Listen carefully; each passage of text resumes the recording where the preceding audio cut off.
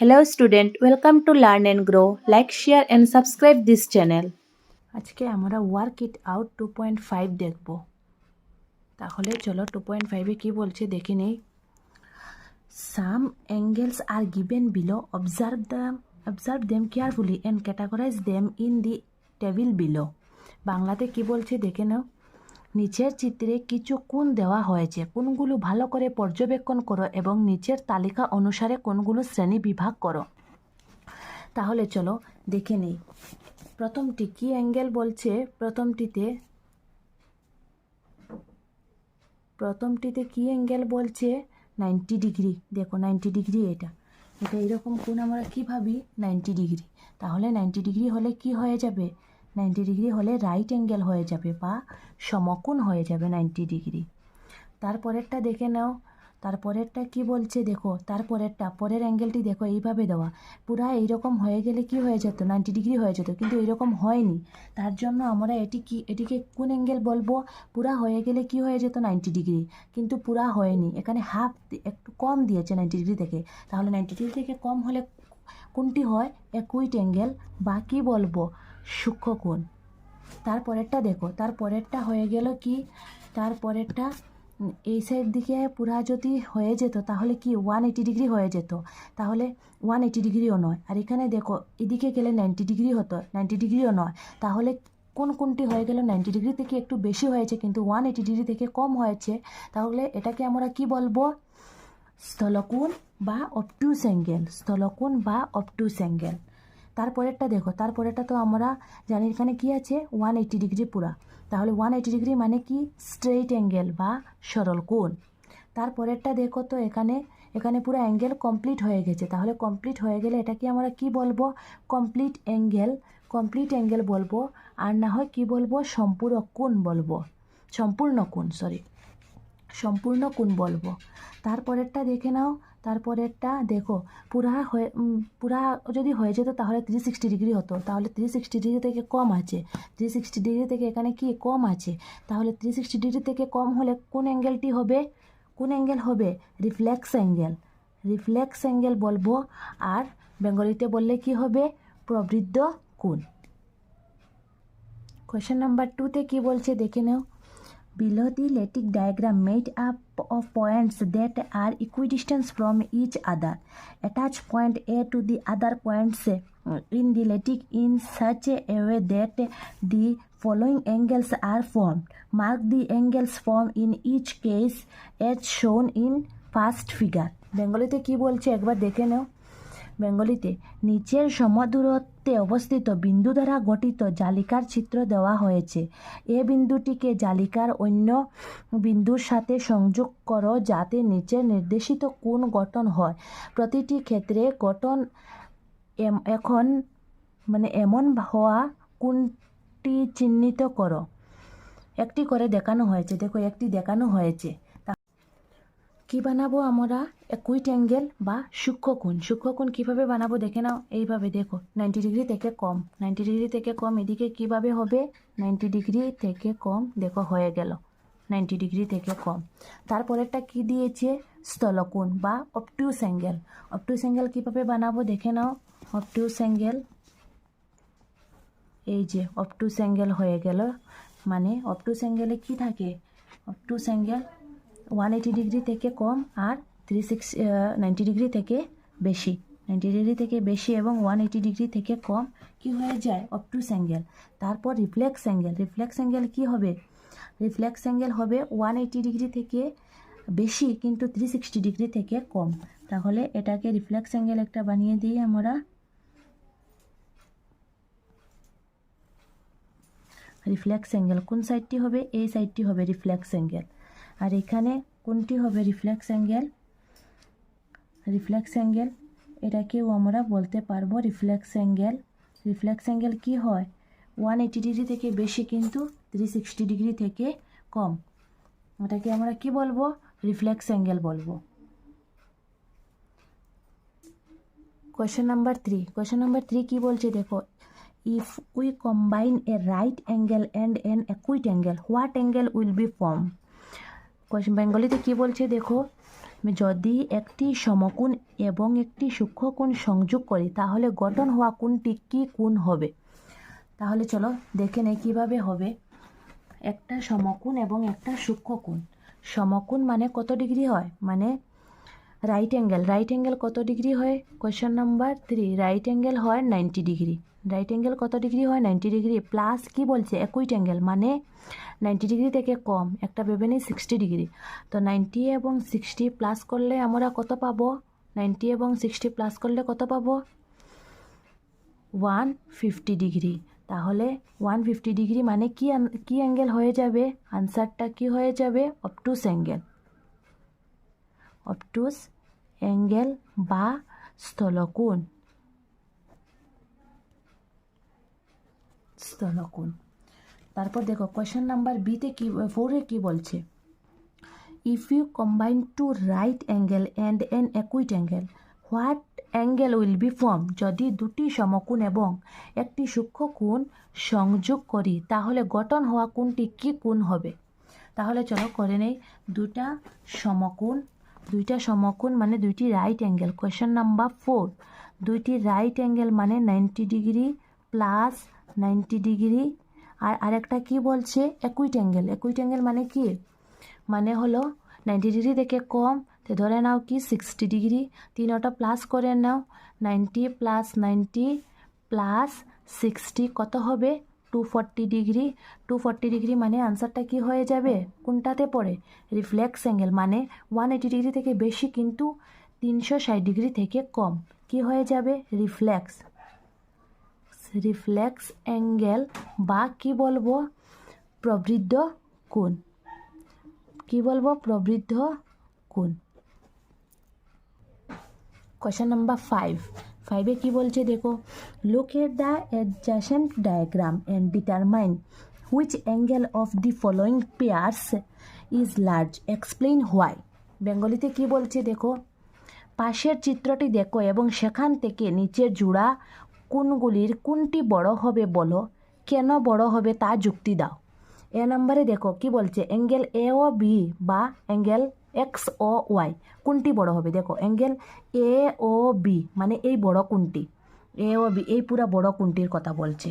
এই যে বড় কোণটির কথা বলছে এ ও বি। আর কি বলছে? X O Y. তো দেখে না কোনটা বড় হবে? এ ও বি বড়ই হবে। তাহলে এভাবে বড় বললে হবে না, এটা যুক্তিও দেখাতে হবে। তাহলে চলো কিভাবে লিখতে হবে দেখে নাও। দেখো কিভাবে লিখবে। X O Y inside A O B. দেখো এক্স ও ওয়াই কি? এক্স ও ওয়াই কি হয়েছে? এ ও বির ভিতরে আছে। তো X O Y inside A O B, so A O B is greater than X O Y. বেঙ্গলিতে বললে কি হবে? এক্স ও ওয়াই কোনটি এ ও বি এর ভিতরে আছে। দেখো এক্স ও ওয়াই ভিতরে আছে না, এ ও বি এর ভিতরে আছে, সেই জন্য এ ও বি কোনটি কি হবে? বড় হয়ে যাবে। এরপরেরটা দেখে নাও কি বলছে? অ্যাঙ্গেল এ ও বি বা এক্স ও ওয়াই, এ ও বি এই বড় অ্যাঙ্গেলটি। আর কি বলছে সঙ্গে? এক্স ও বি মানে এক্স ও বি মানে এই পুরোটা, এক্স ও বি এই পুরোটা বড় হবে না এ ও বি এই পুরোটা বড় হবে বলো? এ ও বি বড় হবে। এ ও বি বড় হবে। তাহলে লিখতে কীরকম হবে? লিখতে হবে কীরকম দেখো? X O B inside A O B. X O B যেটি ইনসাইড মানে এ ও বি এর ভিতরে আছে, তাহলে কি হবে? X O B inside A O B, so A O B is greater than X O B. বেঙ্গলিতে লিখলে এক্স ও বি কোনটি এ ও বি এর ভিতরে আছে, সেই কারণে অ্যাঙ্গেল এ ও বি কোনটি বড়। কোয়েশ্চেন নাম্বার সিটা দেখো কি বলছে? এ ও ওয়াই মানে A O Y eighty, A O Y মানে এই কোনটি এ ও ওয়াই। এ ও ওয়াই হবে না এ ও এক্স মানে এ ও এক্স এই ছোটো কোনটি হবে? এ ও ওয়াই হবে না এ ও এক্স হবে? তাহলে এ ও ওয়াই হবে, কারণ এ ও ওয়াইটা বড়, এর ভিতরে আছে এ ও এক্স। তাহলে দেখো কিভাবে লিখতে হবে? AOX inside AOY, so AOY is greater than AOX। এখানে অ্যাঙ্গেল AOX কোনটি? অ্যাঙ্গেল AOY এর ভিতরে আছে, সেই কারণে অ্যাঙ্গেল AOX কোনটি বড় হয়ে গেল। দেখে নাও ভালোভাবে, তোমরা লিখে নেবে। তারপর কোয়েশ্চেন নাম্বার 6টাতে কি বলছে দেখো, নিচের কোনটি বড় এবং কেন, এক্স ও ওয়াই নাকি এ ও বি? ইংলিশে কি বলছে দেখো, look at the adjacent figure and determine which of the following angles are bigger and why. Angle x o y or a o b? x o y কই, x o y, x o y মানে এই বড়টি, আর a o b মানে এই কোনটি বড় হবে বলো, x ও y বড় হবে না a ও b বড় হবে? তাহলে দেখে নাও x ও y টি কি, x ও y টি কোন, x ও y টি কোন কোণে পড়ছে, অবটিউস অ্যাঙ্গেল বা স্থলকোণ। অবটিউস অ্যাঙ্গেল বা স্থলকোণ কি 180 ডিগ্রি থেকে বেশি আর 90 ডিগ্রি থেকে কম, এই অ্যাঙ্গেলটি পড়ছে না। আর এ ও বি কি কোণ পড়ছে দেখো, 90 ডিগ্রি থেকে কম কোন কোণটি হয়, 90 ডিগ্রি থেকে কম সূক্ষ্মকোণ বা কি একুইট অ্যাঙ্গেল।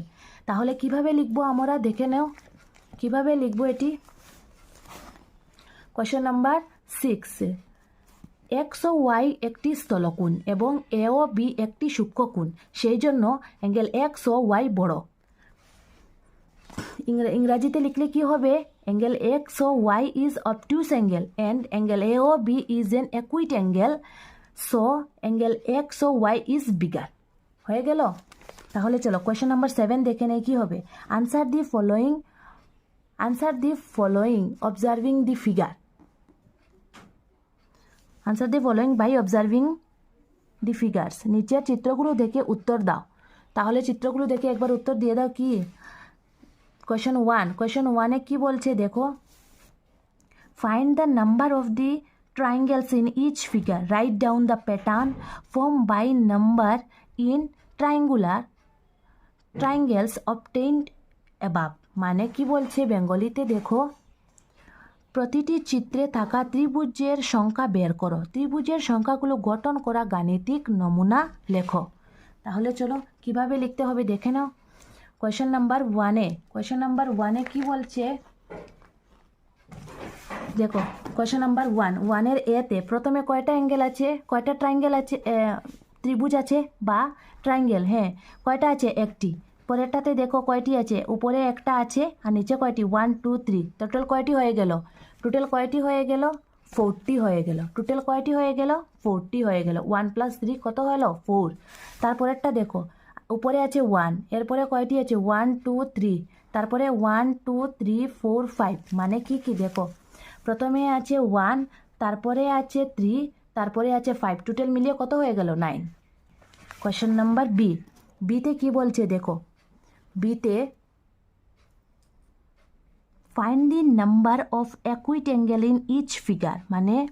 মানে কি বলছে, প্রতিটি চিত্রে কয়টি করে সূক্ষ্মকোণ আছে, দেখো তো, এখানে একটি, এখানে একটি সূক্ষ্মকোণ মানে কি একুইট অ্যাঙ্গেল মানে কি 90 ডিগ্রি থেকে কোণ। একটিতে কয়টি আছে, 3টি। তাহলে একটিতে 3টি হলে একটিতে কয়টি আছে, 3টি।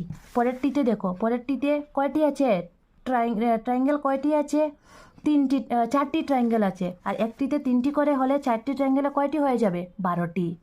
এর পরেরটিতে দেখো কয়টি ট্রায়াঙ্গেল আছে, 9টি। তাহলে 9টি ট্রায়াঙ্গেলে 3টি করে সূক্ষ্মকোণ থাকলে বা একুইট অ্যাঙ্গেল থাকলে কয়টি হয়ে যাবে, 27টি। সিতে দেখো, how many acute angles will be in the next figure of the pattern. মানে কি বলছে, এই চিত্রগুলোর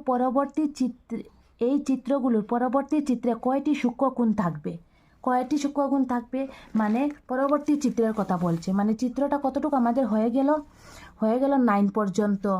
কতটুকু হয়ে গিয়েছে, 9 পর্যন্ত আমরা দেখেছি। 9 পর্যন্ত 1 3 5 পর্যন্ত আমাদের প্লাস করে কত এসেছে, 9। তাহলে আমরা নেক্সট প্যাটার্নটি কি দেখব, 1 3 5 পর্যন্ত আমাদের হয়ে গেল।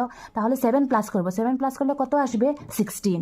7 প্লাস করলে কত আসবে, আর 16টি ট্রায়াঙ্গেল হলে 3টি করে একুইট অ্যাঙ্গেল থাকলে টোটাল কয়টি একুইট অ্যাঙ্গেল হয়ে যাবে, 48টি। মানে সূক্ষ্মকোণ কতটি হবে, সূক্ষ্মকোণ 48টি। কোয়েশ্চেন নাম্বার ডিটা কি বলছে দেখো, how many acute angles will be in the 5th position of the patterns. মানে কি বলছে, এই চিত্রগুলোর নমুনাটির পঞ্চম স্থানে থাকা চিত্রটির কয়টি সূক্ষ্মকোণ থাকবে? আমাদের প্রথমে কয়টি আসলো? 1 2 3 তিনটে শাড়ি ছিল। তারপর আমরা 4টি শাড়িতে দেখেছি কত, 4টি শাড়িতে কত হয়েছে। এখন আমরা কি দেখব? 5টি শাড়িতে। তাহলে চলো দেখে নেই 4টি শাড়িতে কত পর্যন্ত ছিল? 1 3 5 7। এখন কত পর্যন্ত হবে? 1 3 5 7 9। 9 হলে কত আসবে? 25। আর একটিতে 3টি সূক্ষ্মকোণ থাকলে 25টিতে কয়টি থাকবে? 75টি। তাহলে ওয়ার্ক ইট আউটে 2 পয়েন্ট কত শেষ হয়ে গেছে? 2.5। 2.5 আমাদের হয়ে গেল। নেক্সটে আমরা 2.6 দেখব। যদি কেউ সাবস্ক্রাইব করে থাকুনি তাহলে সাবস্ক্রাইব করে নিও।